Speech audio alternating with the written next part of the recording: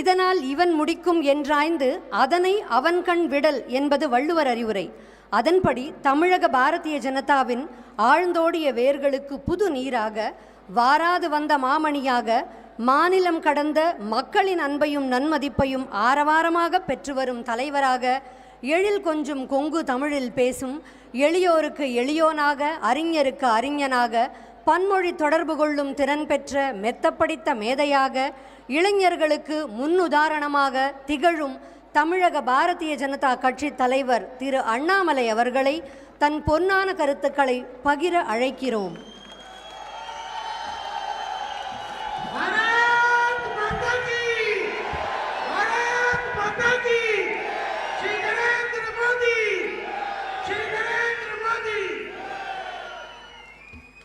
அன்பார்ந்த பெரியோர்களே, தாய்மார்களே, அன்பிற்கினிய தமிழ் சொந்தங்களே, ஒரு அற்புதமான மாலை நேரத்தில் உள்ளரங்கிலே நாம் அனைவரும் கூட இணைந்திருக்கின்றோம்.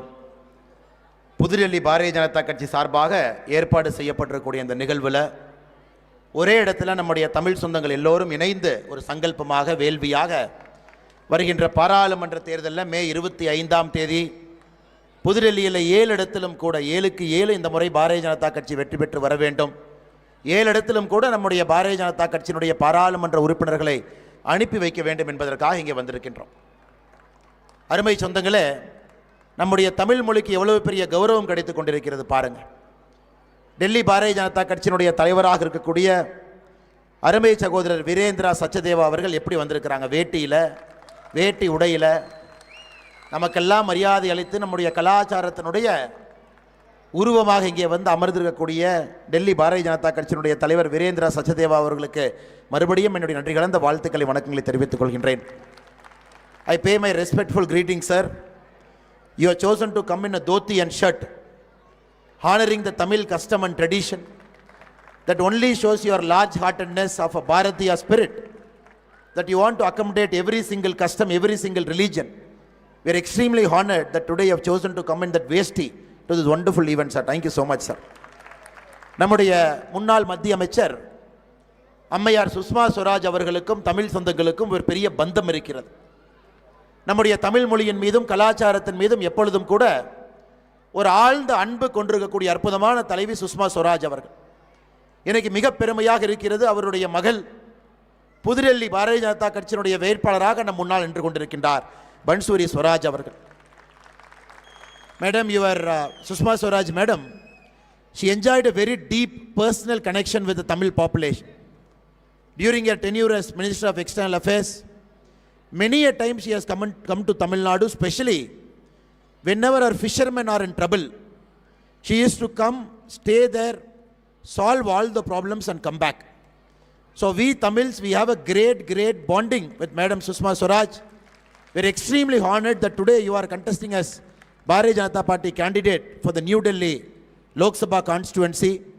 We are extremely sure, because of your nature, good nature, and because of your people connect, and thanks to all our Karyakartas' hard work, you will win with a resounding historic mandate from this New Delhi Lok Sabha constituency.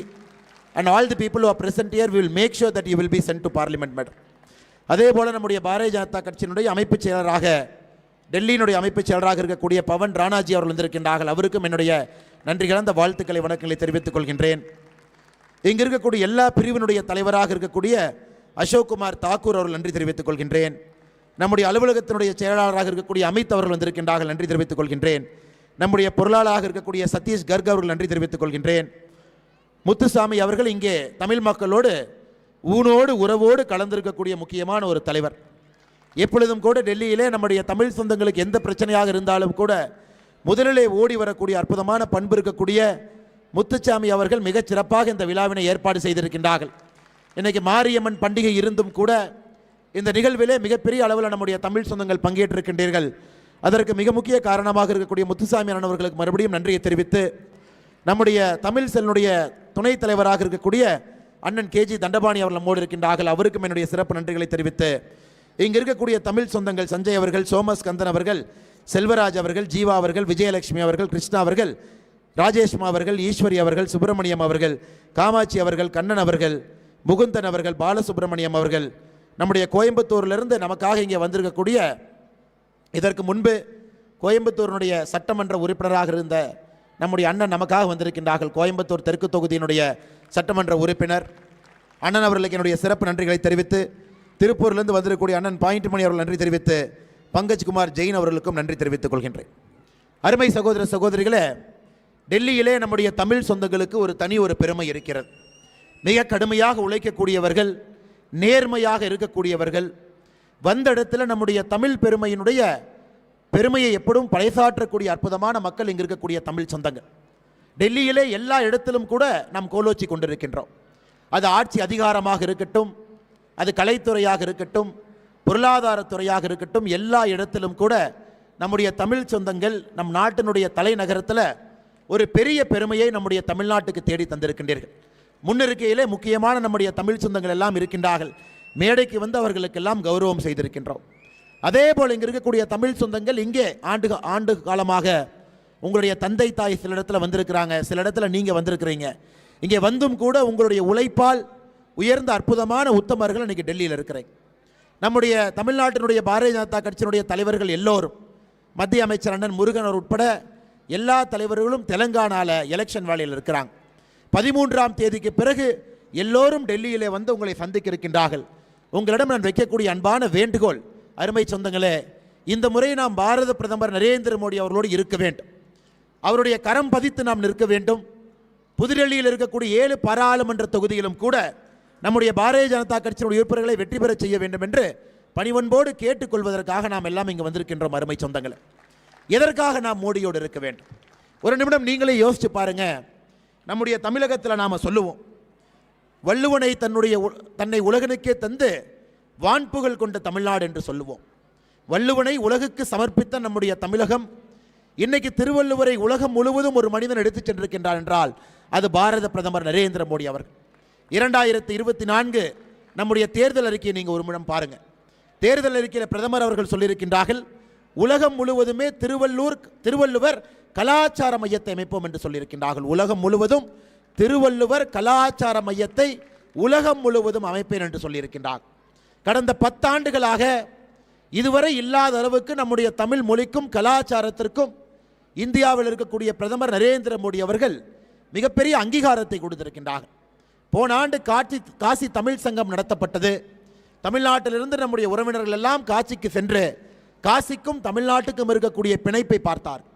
2வது ஆண்டாக தொடர்ந்து காசி தமிழ் சங்கம் நடத்தப்பட்டிருக்கிறது. சௌராஷ்டிரா தமிழ் சங்கம் நடக்கப்பட்டிருக்கிறது. நம்முடைய சோழர் ஆட்சியினுடைய பாரம்பரிய சின்னமாக இருக்கக்கூடிய செங்கோலை பாராளுமன்றத்தினுடைய மைய கட்டிடத்தில் பாரத பிரதமர் நரேந்திர மோடி அவர்கள் சென்று அங்கே வைத்திருக்கின்றார்கள். இதெல்லாம் யோசிச்சு பாருங்க. நம்முடைய மொழிக்கு, நம்முடைய கலாச்சாரத்திற்கு சுதந்திரத்திற்கு பிறகு யாராவது ஒரு தலைவர், ஏதாவது ஒரு பிரதம மந்திரி இப்படிப்பட்ட மரியாதையை நம்முடைய சமுதாயத்திற்கு கொடுத்துருக்காங்களான்னு ஒரு நிமிஷம் நீங்கள் யோசிச்சு பாருங்க. அதுவும் புதுடெல்லியில் இங்கே இருக்கக்கூடிய தமிழர்களாக இருக்கட்டும், நம்முடைய தமிழ் மொழியாக இருக்கட்டும், கலாச்சாரமாக இருக்கட்டும், நம்முடைய பாரத பிரதமர் நரேந்திர மோடி அவர்கள் எப்போதும் இல்லாத அளவுக்கு சிறப்பு செய்திருக்கின்றார். இன்னைக்கு ஒரு படி மேலே போயிருக்கார். உலகம் முழுவதுமே திருவள்ளுவர் கலாச்சார மையத்தை நாம் அமைப்போம் என்று சொல்லியிருக்கின்றார். திருவள்ளுவருடைய சிலையை இப்போ தான் பாரிஸ் பக்கத்தில் நிறுவனாங்க.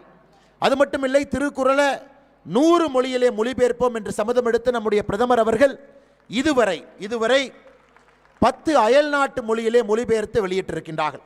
10 அயல்நாட்டு மொழியில்.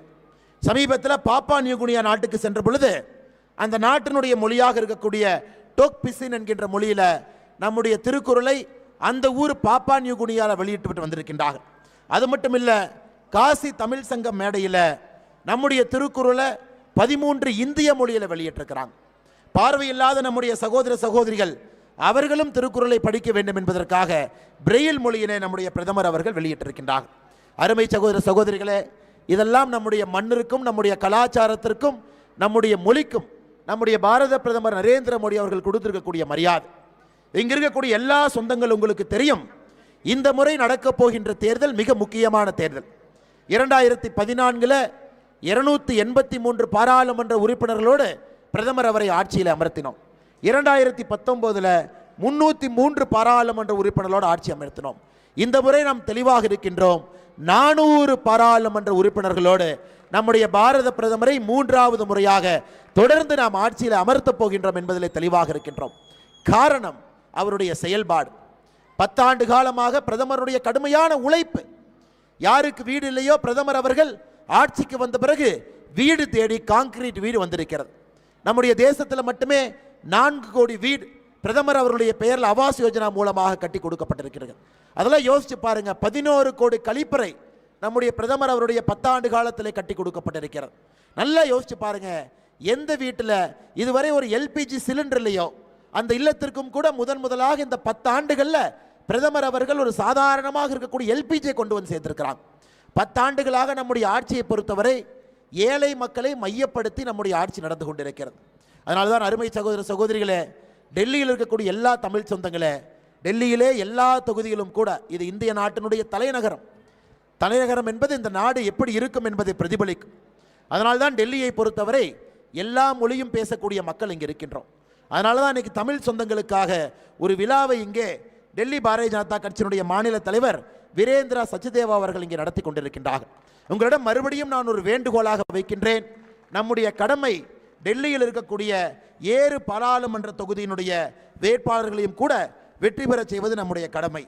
சாந்தினி சவுக்கினுடைய நம்முடைய பாரதிய ஜனதா கட்சியினுடைய பாராளுமன்ற வேட்பாளராக இருக்கக்கூடிய பிரவீன் கண்டேல்வால் அவர்களை நாம் வெற்றி பெற செய்ய வேண்டும்.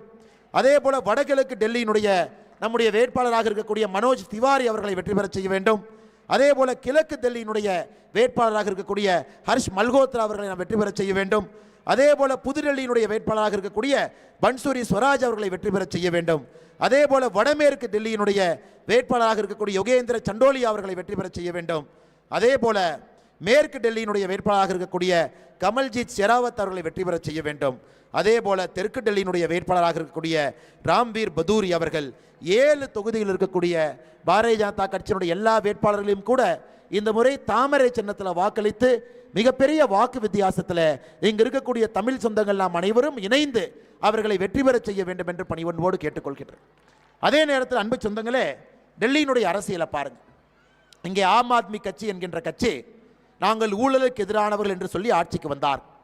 ஊழலுக்கு எதிரானவர்கள் என்று மட்டும் சொல்லவில்லை, நாங்கள் காங்கிரசுக்கும் எதிரானவர்கள் என்று சொல்லி ஆம் ஆத்மி கட்சி ஆட்சிக்கு வந்தார். இன்னைக்கு அவங்களுடைய நிலைமை நரேந்திர மோடி அவர்களை எதிர்க்க வேண்டும் என்பதற்காக எந்த கட்சி எதிர்த்து ஒரு கட்சியை ஆம் ஆத்மி கட்சி கொண்டு வந்தார்களோ, இன்னைக்கு ஆம் ஆத்மி கட்சியும் காங்கிரசும் ஒன்றாக இணைந்து டெல்லியிலே தேர்தலை சந்திக்கிறாங்க. எத்தனை பேர் இணைந்தாலும் கூட டெல்லியை பொறுத்தவரை நாம் தெளிவாக இருக்கின்றோம். 2019 விட 2024 இன்னும் அதிகமான மெஜாரிட்டியோடு 7 இடத்திலும் கூட பாரதிய ஜனதா கட்சியினுடைய வெற்றி வேட்பாளர்களை நாம் பாராளுமன்றத்திற்கு அனுப்பி வைப்போம் என்பதிலே நாம் உறுதியாக இருக்கின்றோம். இந்த ஆம் ஆத்மி வந்த பிறகு டெல்லியில் நடந்திருக்கக்கூடிய ஊழல் பட்டியலை மட்டும் பாருங்க. புதுடெல்லியிலே மதுபான முறைகேடு ஊழல். ஒரு அமைச்சர் அல்ல, 2 அமைச்சர் அல்ல, முதலமைச்சர் உட்பட எல்லோரும் சிறையில் இருக்கிறாங்க. டெல்லியில் ஜல் போர்டு குடிநீர் வாரியத்தில் நடைபெற்று கொண்டிருக்கக்கூடிய ஊழல். டெல்லியினுடைய போக்குவரத்து துறையிலே பேருந்துகளுக்கு பழுது பார்ப்பதில் அவர்கள் செய்திருக்கக்கூடிய ஊழல். டெல்லியினுடைய மொஹலா கிளினிக்கில் 20,000க்கு மேற்பட்ட போலியான மக்களை பதிவு செய்து அதன் மூலமாக செய்திருக்கக்கூடிய ஊழல். தரம் குறைந்த மருந்துகளை மொஹலா கிளினிக்கில் வாங்கியதில் நடத்தியிருக்கக்கூடிய ஊழலை பாருங்கள். யமுனை நதியை சுத்தப்படுத்துகின்றோம் என்று அதிலே 6,800 கோடி ரூபாய் ஊழல். டெல்லியிலே கல்விக்கூடத்திலே வகுப்பறை கட்டுகின்றோம் என்று சொல்லி கழிப்பறையை வகுப்பறையாக காட்டி அதிலே அவர்கள் செய்திருக்கக்கூடிய 1,300 கோடி ரூபாய் ஊழல். அது மட்டுமில்லை அருமை சகோதர சகோதரிகளே, சுயஉதவி குழுக்களுக்கெல்லாம் உதவி செய்கின்றோம் என்று 1,11,516 போலி கணக்குகளை ஆரம்பித்து அதிலும் ஊழல். மொத்தமாக சொல்ல போனால் டெல்லியிலே ஆம் ஆத்மி கட்சியினுடைய ஆட்சி என்பது ஊழலுக்கெல்லாம் இலக்கணமாக இருக்கக்கூடிய ஒரு ஆட்சியாக ஆம் ஆத்மி கட்சியினுடைய ஆட்சி நடந்து கொண்டிருக்கிறது. அருமை சகோதர சகோதரிகளை, இன்னைக்கு இவர்களும் காங்கிரசும் இணைந்து பொய்யான வாக்குறுதிகளோடு களத்துக்கு வந்திருக்கின்றார்கள். நாங்கள் ஆட்சி அமைத்தால் ஜன் லோக்பால் பில்லை கொண்டு வருவோம், இதுவரை காணாம். நாங்கள் ஆட்சி அமைத்தால் 500 புதிய பள்ளிக்கூடங்களை கட்டுவோம், ஒரு பள்ளிக்கூடத்தை கூட காண்டாம். நாங்கள் ஆட்சி அமைத்தால் இலவச வைஃபை வசதியை டெல்லி முழுவதும் கொண்டு வருவோம், அதையும் காணாம். நாங்கள் ஆட்சி அமைத்தால் 11,000 பேருந்துகளை வாங்குவோம், அதிலே பெண் காவலர்களை பணியமர்த்துவோம், அதையும் காணாம். நாங்கள் ஆட்சி அமைத்தால் யமுனை நதியை தூய்மைப்படுத்துவோம் என்று சொன்னால் அதிலே ஊழல் தான் செய்திருக்கின்றார்கள். நாங்கள் ஆட்சி அமைச்சா டெல்லியில் 8 லட்சம் பேருக்கு அரசு வேலை கொடுப்போம் என்று சொல்லியிருக்கின்றார்கள். 8 பேருக்கு கூட அரசு வேலை கொடுக்கல. முதியோர் உதவித்தொகையை 6 ஆண்டுகளாக புதிதாக யாருக்கும் கொடுக்காமல் இங்கே ஆட்சி நடந்து கொண்டிருக்கிறது. அதனால் அருமை சகோதர சகோதரிகளே, ஆம் ஆத்மி கட்சியாக இருக்கட்டும், காங்கிரஸ் கட்சியாக இருக்கட்டும், ஏழை மக்களுக்கு எதுவும் செய்யாத கட்சியாக அவர்கள் இருக்கின்றார். இன்னைக்கு இரண்டு கட்சிகளும் கூட ஊழல் மிகுந்த கட்சிகளாக ஒன்றாக இணைந்து பாரதிய ஜனதா கட்சி எதிர்ப்பதற்காக வந்திருக்கின்றார்கள். அதனால் உங்களிடம் மறுபடியும் அன்பான வேண்டுகோளை வைக்கின்றோம். இந்த முறை பாரதிய ஜனதா கட்சியினுடைய 7 பாராளுமன்ற உறுப்பினர்களும் கூட டெல்லியிலிருந்து பாராளுமன்றத்திற்கு செல்ல வேண்டிய கட்டாயமும் அவசியம் நமக்கு இருக்கிறது. இங்கு இருக்கக்கூடிய தமிழ் சொந்தங்களிடம் அன்பாக வைக்கக்கூடிய வேண்டுகோள், மோடி அவர்கள் தமிழுக்காக, தமிழ் கலாச்சாரத்திற்காக நம்மோடு நின்றிருக்கின்றார். இந்த தேர்தலிலே மோடியோடு நிற்க வேண்டியது நம்முடைய கடமை. 2024 மே 25 புதுடெல்லியிலே நாம் வாக்களிக்க செல்லும் பொழுது மோடி அவர்களுக்கு நம்முடைய வாக்கு நன்றி சொல்லக்கூடிய வாக்காக இருக்கட்டும். 10 ஆண்டுகளாக நம்முடைய நாட்டிற்கு சேவை செய்வதற்கு நன்றி சொல்ற வாக்காக இருக்கட்டும். நம்முடைய கலாச்சாரத்திற்கும் நம்முடைய மொழிக்கும் பெருமை சேர்த்த நரேந்திர மோடி அவர்களுக்கு நன்றி சொல்வதற்காக நம்முடைய வாக்கு இருக்கட்டும். அதனால் இங்கு வந்திருக்கக்கூடிய எல்லா தமிழ் சொந்தங்களுக்கும் கூட அன்பு கலந்த நன்றிகளை தெரிவித்து, மறந்து விடாதீர்கள், மறந்தும் இருந்து விடாதீர்கள். நம்முடைய சின்னம் தாமரை, நாம் வாக்களிக்க வேண்டிய சின்னம் தாமரை, நம்முடைய வெற்றி சின்னம் தாமரை. தமிழகத்திலிருந்து உங்களோடு வேலை செய்வதற்காக, பணியாற்றுவதற்காக, உங்களை பார்ப்பதற்காக நம்முடைய சொந்தங்கள் வர ஆரம்பித்திருக்கின்றார். தெலங்கானா, ஆந்திர பிரதேச மாநிலத்தினுடைய தேர்தல் 13 முடிந்த பிறகு தமிழகத்தினுடைய நம்முடைய எல்லா சொந்தங்களும் டெல்லியை நோக்கி வர இருக்கின்றார்கள். நம்முடைய மத்திய இணையமைச்சர் அண்ணன் முருகன் அவர் உட்பட எல்லா தலைவர்களும் கூட மறுபடியும் ஒரு பிரம்மாண்டமான பொதுக்கூட்டம் புதுடெல்லியிலே அண்ணன் முத்துசாமி அவர்களை வைத்து மறுபடியும் அந்த கூட்டத்தை நடத்துவோம். மிகப்பெரிய அளவில் நம்முடைய தமிழ் சொந்தங்களை எல்லாம் கொண்டு வந்து புதுடெல்லியிலே நம்முடைய தமிழர்களுக்கு கிடைத்திருக்கக்கூடிய மரியாதை தமிழ்நாட்டிலே திராவிட கட்சிகளுக்கு சொல்லி காட்டுவோம். பாருங்க, மாநில தலைவரே வேட்டி கட்டிட்டு வந்திருக்கார். பாருங்க, மாநில தலைவரே வேட்டி கட்டி கொண்டு வந்து நம்ம எல்லாம் அழைத்து மிகப்பெரிய விழாவை எடுத்துக் கொண்டிருக்கின்றார்கள்.